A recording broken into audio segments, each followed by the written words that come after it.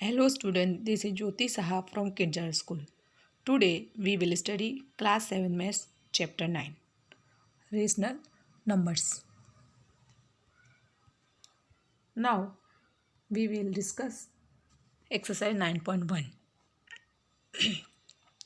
Now first question is list 5 rational number between. हमको क्या करना है 5 रेशनल नंबर बताने हैं किस किस के बीच में -1 और 0 के बीच में. ओके स्टूडेंट,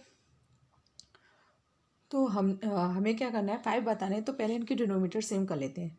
जैसे -1 है, इसको हम 10 से मल्टीप्लाई करेंगे. डिनोमीटर -1 को हम क्या लिख सकते हैं -1/1 लिख सकते हैं. ओके स्टूडेंट, अगर हम 10 से मल्टीप्लाई कर दें तो क्या आएगा ऊपर -10 हो जाएगा और नीचे 10 हो जाएगा. ओके,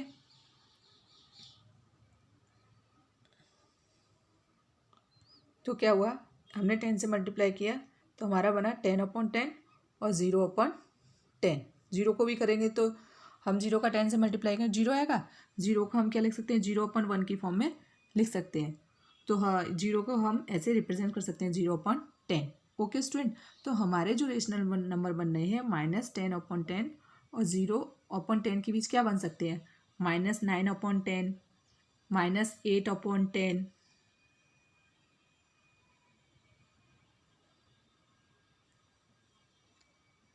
-8/10. इसी तरह से कंटिन्यू -7/10, -6/10. Okay student, -5/10. उसमें से हम कोई से भी 5 रेशनल नंबर ले सकते हैं. ओके स्टूडेंट, अब हम जैसे बात करें हमें निकालने हो -4/5 और -2/3 के बीच रेशनल नंबर निकालने हैं. तो देखो स्टूडेंट, यहाँ पे क्या करना है -4/5 है और क्या है हमारा 2/3. इनके हम क्या कर दें डिनोमीटर सेम कर दें. तो 5 9 जा 45. तो यहाँ 9 जितना नीचे करेंगे डिनोमीटर में करेंगे उतना न्यूमिनेटर में करेंगे. अब यहाँ लाना है 45. तो ये 3 5 जा 15, सॉरी 5 नहीं 15. तो ये 15. तो हमारा क्या हो गया, तो क्या आएगा मल्टीप्लाई करके आपने देखा यहाँ पे आया ये क्या आया -30/45.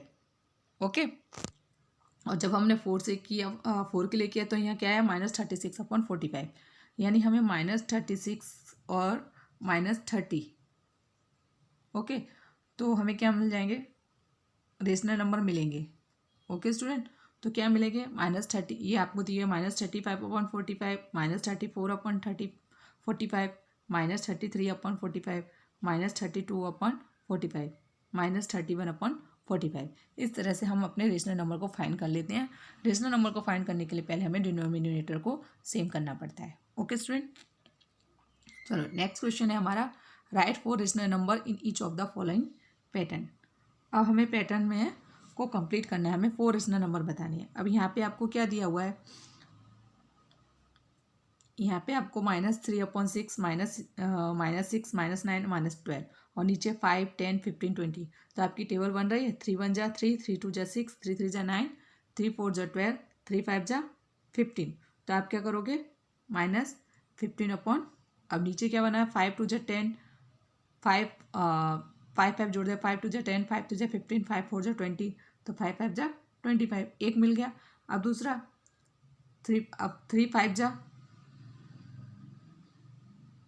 3 4 जा 3 6 जा आएगा 3 6 जा कितना होता है 18 और नीचे क्या आया 25. तो इस तरह से आपको 4 रेशनल नंबर फाइंड करनी है. देखो यहाँ पे दिया हुआ है, यहाँ पे पैटर्न पूरा करके दिया हुआ है 15 18 21 24 नीचे 25 30 35 और 40. ओके स्टूडेंट, इसी तरह से आपको पैटर्न सेकंड नंबर का कंटिन्यू करना है. अब हम बात करते हैं क्वेश्चन नंबर 3 की. 3 में क्या कहा है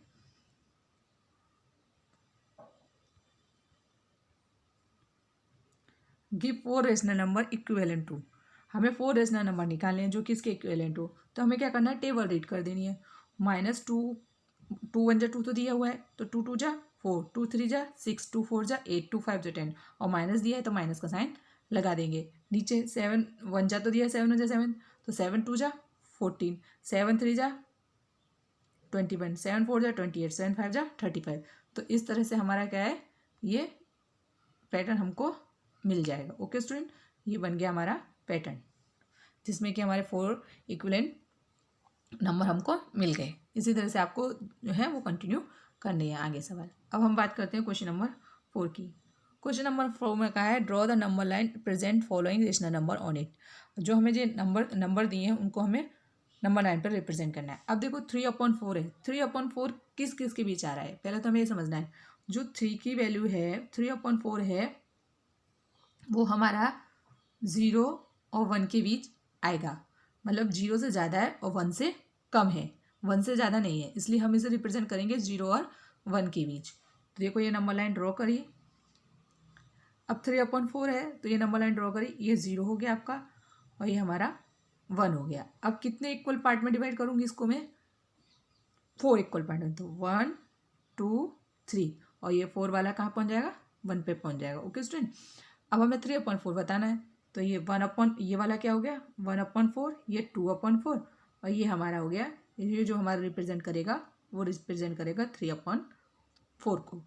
ओके स्टूडेंट, अब देखो नेक्स्ट में बताती हूँ -7/4 है। अब जो ये -7/4 है स्टूडेंट, उसकी वैल्यू हमारी किसके बीच में, 2 और 3 के बीच में, यानी वो 2 से ज़्यादा है और 3 से कम है, तो हमें इसको रिप्रेजेंट करना पड़ेगा 2 और 3 के बीच में। लेकिन ये माइनस के लिए इसलिए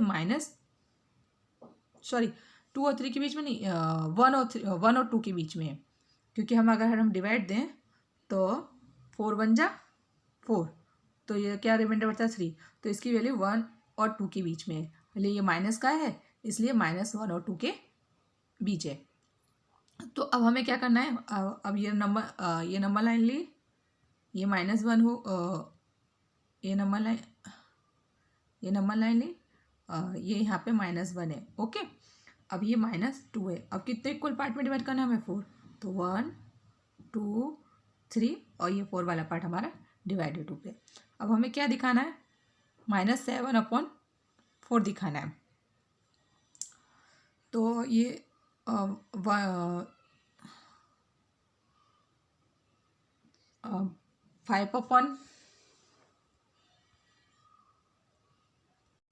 तो देखो क्या आया था, ये आया हमारा डिवाइड करने के बाद -1/3 3/4 आया था। तो ये हमने यहाँ पे दिखाया आपको, ये 1 2, ये एक मिनट, ये -1 और ये -2, तो ये 1 2 3, तो ये 1/4 2/4 और 3/4, तो ये जो हमारा है माइनस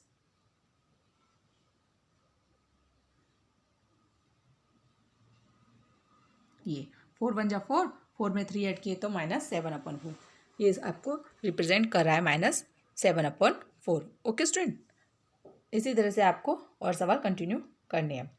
अब क्वेश्चन नंबर 5 में बात की गई है, the points PQRSTU A and B on the number line are such that TR equal to RS equal to SU and AP equal to PQ equal to QB. Name the rational number represented by PQRS. हमें PQRS जो represent कर रहे हैं उन rational number को बताना है। देखो इन सब के बीच में एक एक यूनिट दी गई है और ये कितने इक्वल पार्ट में डिवाइड किए गए, 3 इक्वल पार्ट में डिवाइड किए गए।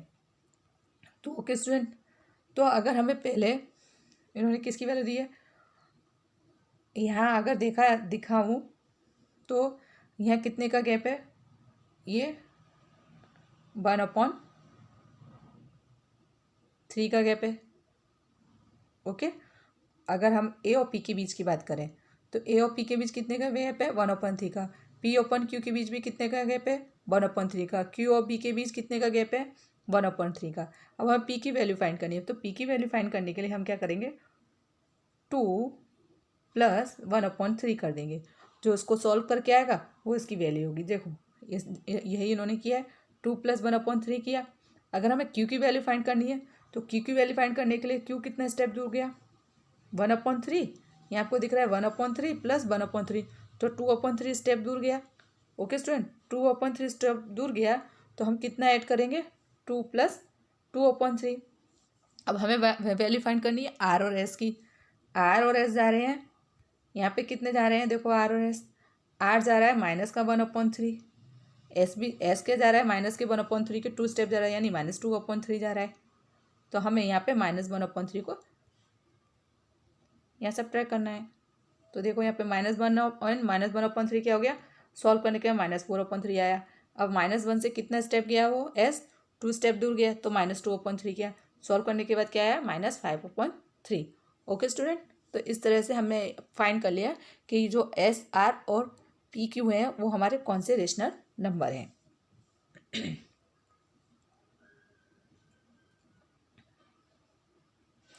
अब हम बात करते हैं स्टूडेंट क्वेश्चन नंबर 6 की। क्वेश्चन नंबर 6 में कहा है which of the following represent the same rational number, कौन से जो रेशनल नंबर है जो सेम है। तो हम इसको कट करके देखेंगे। ये 7/21 है, इसको कट करें तो ये तो 3 बन जा 3 और 3 3 जा 9, और 7 को कट करें तो 7 बन जा 7, 7 3 जा 21। तो ये सेम नहीं है। पहले तो ये एक माइनस का एक प्लस का है, तो ये सेम है ही नहीं। या तो दोनों प्लस के होने चाहिए या दोनों माइनस के होने चाहिए। तो ये वाले तो सेम है, इक्वल नहीं है। भले इनकी डिजिट 7 बन जाएगा 7, 7 3 20, लेकिन ये क्या आ रहा है, एक माइनस का आ रहा है और एक प्लस का आ रहा है। डिजिट सेम आ रही है लेकिन साइन डिजिट के साथ सेम साइन भी सेम आना चाहिए। यहाँ पे साइन सेम नहीं है इसलिए ये इक्वल नहीं है। अब दूसरे की माइनस करें, -16/20, इसको कट करें तो 4 4 जा 16 और 4 5 जा 20, और 20 और 25 को करें तो 5 4 जा 20 और 5 5 जा 25, और इनकी जो साइन है वो भी सेम है। ये भी माइनस का और ये भी माइनस का है, तो ये क्या है हमारा सेम है। इसलिए -16/20 और 20/-25 हमारा सेम है। चलो नेक्स्ट की बात करते हैं। नेक्स्ट है माइनस के 2/3 और 2/3। अगर ये माइनस से माइनस कट हो जाता है तो ये क्या बन गया 2/3। तो यहाँ दोनों क्या हैं 2/3 हैं, इसलिए ये हमारे सेम है। ओके स्टूडेंट, इसी तरह आपको आगे सवाल कंटिन्यू करने हैं। अब हम बात करते हैं क्वेश्चन नंबर 7 की। Rewrite the following rational number in simplest form. हमें किसकी फॉर्म में लिखना है इनको, सिंपलेस्ट फॉर्म में लिखना है। तो हम ये देखते हैं कि -8/6 से किस मतलब ऐसी टेबल से उनको कट कर देना है कि फिर वो आगे कट ना हो। तो ये 2 से कट करें तो 2 3 जा 6, ये दिख रहा है, उन्होंने मल्टीप्लाई करके दिखाया। हम ऐसे भी कर सकते हैं, -8/6 डिवाइड बाय 2, जितना हम ऊपर डिवाइड बाय 2, तो क्या आया -4/3। ये इसकी स्टैंडर्ड फॉर्म आ गई, यानी सिंपलेस्ट फॉर्म आ गई। अब दूसरा उन्होंने कट किया है 25 और 45 है, तो 25 किससे कट होता है, 5 से कट होता है। 5 5 जा 5 9 जा 45, और इसको ही 5 से करना पड़ेगा, 5 5 जा 25। ओके, तो ये क्या आया 5/9 आया सेकंड वाला। तो हमको क्या करना है, ये जो सवाल है इस सवालों में हमको उनकी सिंपलेस्ट फॉर्म में देना है, यानी हम डिवाइड करके भी बता सकते हैं। ओके स्टूडेंट, अब क्वेश्चन नंबर 8 की बात करते हैं। Fill in the blanks with the correct symbol. कौन ग्रेटर देन है, कौन स्मॉलर है, या कौन इक्वल है। अब ये जो आपका जो फर्स्ट वाला आप देख रहे हैं, हमेशा एक माइनस का और एक प्लस का है, तो हमेशा कौन बड़ा होगा, प्लस वाला बड़ा होगा। ओके स्टूडेंट, अब ये दोनों माइनस के हैं तो इस साइन हमने देख लिए, तो यानी इन दोनों में से कोई एक बड़ा होगा। तो इसके लिए हमें क्या करना पड़ेगा, पहले डिनोमीटर सेम करना पड़ेगा। डिनोमीटर सेम करने के लिए हमने क्या किया, 7 3 जा 21 और 3 7 जा 21। यही सवाल था ना आपका क्वेश्चन नंबर 2। ओके, तो क्या हुआ -15/21 और ये हुआ 14/21। तो हमारा कौन बड़ा होता है, माइनस और प्लस में प्लस का बड़ा होता है, तो 2/3 बड़ा हो गया हमारा। ओके स्टूडेंट, अगर हम बात करें -4/5 और -5/7 की, अब उन्होंने सेकंड वाला डिस्कस किया है। तो ये क्या हो गया 35 आ गया नीचे, यहाँ पे भी 35 आ गया, और मल्टीप्लाई किया ऊपर तो क्या हुआ 28 आया, या -20 आया। तो जो माइनस का साइन होता है उसमें छोटी वाली डिजिट बड़ी होती है, तो हमारा यहाँ कौन बड़ा होगा, माइनस के 25 बड़े होगा। माइनस का 25 किसके लिए, माइनस के 5/7 के लिए। तो हमारा कौन सा स्टूडेंट बड़ा होगा, माइनस के 5/7 बड़ा होगा। ओके स्टूडेंट, इसी तरह आपको आगे कंटिन्यू करते हैं। अब हम बात करते हैं क्वेश्चन नंबर 9 की। क्वेश्चन नंबर 9 में कहा है which is greater in each of the following, इसमें से कौन बड़ा है। तो कौन बड़ा करने के लिए हमें क्या निकालना पड़ेगा, पहले एलसीएम निकालना पड़ेगा। तो 3 और 2 का एलसीएम क्या आएगा, 6 आएगा। यहाँ हमने किससे मल्टीप्लाई किया, 2 से, तो ऊपर भी 2 से करेंगे तो हमारा क्या आ गया, 4/16 आ गया। नीचे हमें किससे करा है, 3 से, तो ऊपर भी 3 से करेंगे तो मल्टीप्लाई करके आया 15/6। तो कौन बड़ा है, 4 बड़ा है कि 15 बड़ा है, 15 बड़ा है। और 15 किसको रिप्रेजेंट कर रहा है, 5/2 को। तो हमारा कौन बड़ा होगा, 5/2 जो है हमारा ग्रेटर होगा। ओके स्टूडेंट, इसी तरह से यहाँ पे भी डिनोमीटर सेम करें तो 3 2 जा 6 और ये 4 2 जा 8 और यहाँ पे -5/6, तो उन्होंने -5/6 को 5/6 रखा।